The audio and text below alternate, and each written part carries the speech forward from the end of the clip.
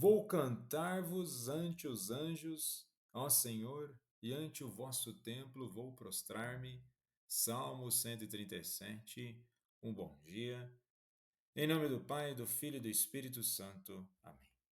Recorramos sempre à poderosa intercessão de Maria Santíssima, nossa Mãe, e de São José, o Justo. E o salmo de hoje cita o fato daquele que canta diante dos anjos, estar prostrado diante de Deus. Estar prostrado é um reconhecimento da presença de Deus. E tal reconhecimento nos leva a uma descoberta de quem Deus é em nossas vidas. Na primeira leitura de hoje do livro do profeta Isaías, capítulo 6, dos versículos 1 ao 4, descreve a visão que Isaías teve de Deus no templo durante a morte do rei Uzias, um momento de grande crise política. E a imagem de Deus no alto e sublime trono simboliza soberania e majestade. Os serafins, que são seres angelicais com suas múltiplas asas, indicam reverência e adoração contínuas a Deus. E aqui nós estamos na profecia de Isaías, ao qual no versículo 3 esses seres angelicais clamam: Santo, Santo, Santo é o Senhor dos Exércitos. E essa expressão Santo, Santo, Santo é o superlativo em hebraico que enfatiza a total santidade de Deus. E tal santidade aponta para a pureza e a separação do pecado. É o que nós rezamos na missa, na liturgia eucarística. E reconhecer Deus nessa santidade é para que tenhamos um exemplo, um referencial e também possamos caminhar na santidade. Um outro aspecto importante na leitura é reconhecer da nossa necessidade constante da graça de Deus.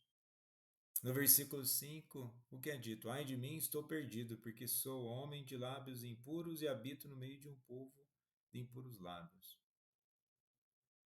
E diante de tal visão da santidade de Deus, Isaías reconhece sua pecaminosidade.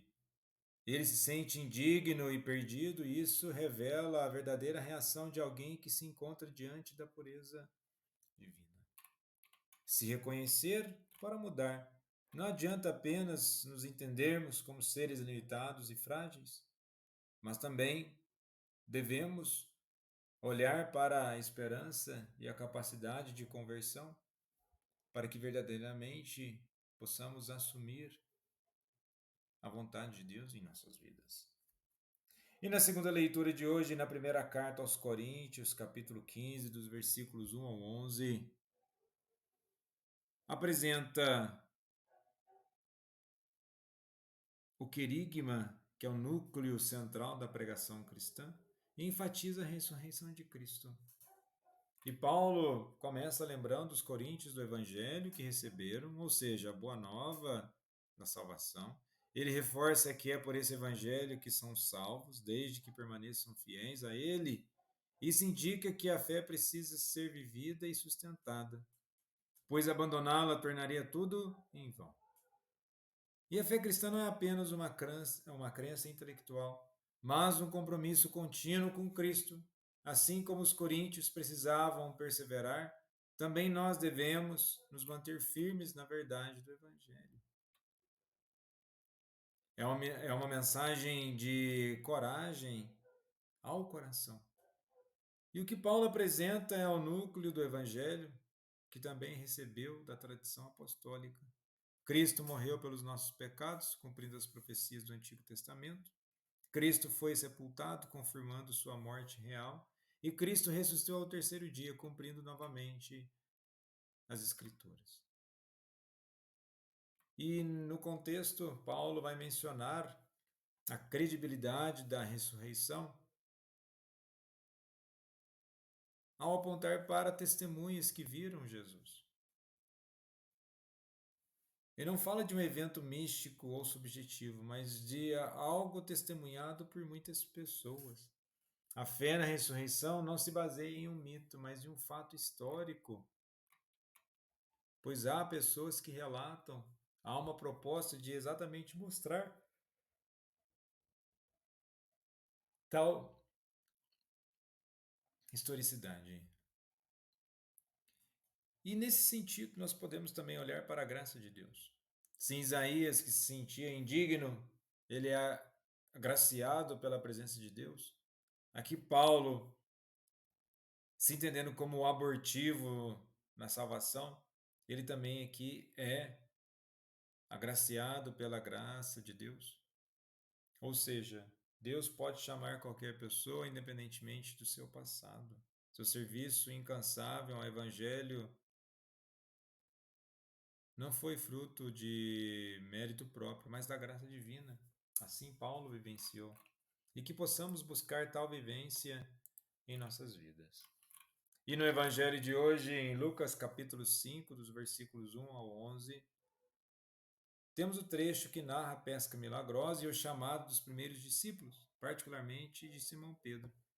É um relato rico em simbolismo e significado espiritual, destacando a autoridade de Jesus, a resposta dos discípulos e a missão evangelizadora. No contexto, eles estavam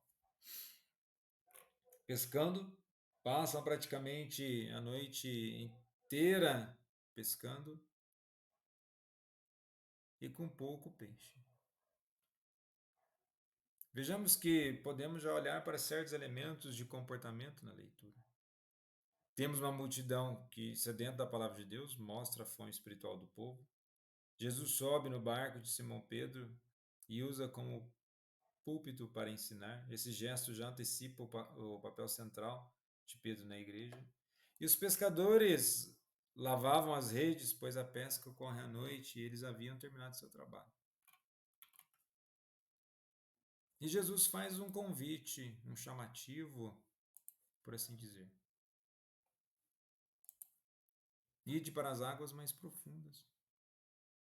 Pedro e seus companheiros já tinham tentado pela lógica humana e falharam.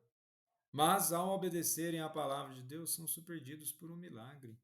A quantidade de peixes é tão grande que precisam de ajuda, e isso simboliza a abundância da graça de Deus e a universalidade da missão da igreja. Deus age além do que podemos ver.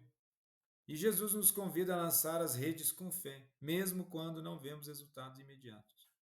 Fé não é mero sensacionalismo ou apenas se sentir bem.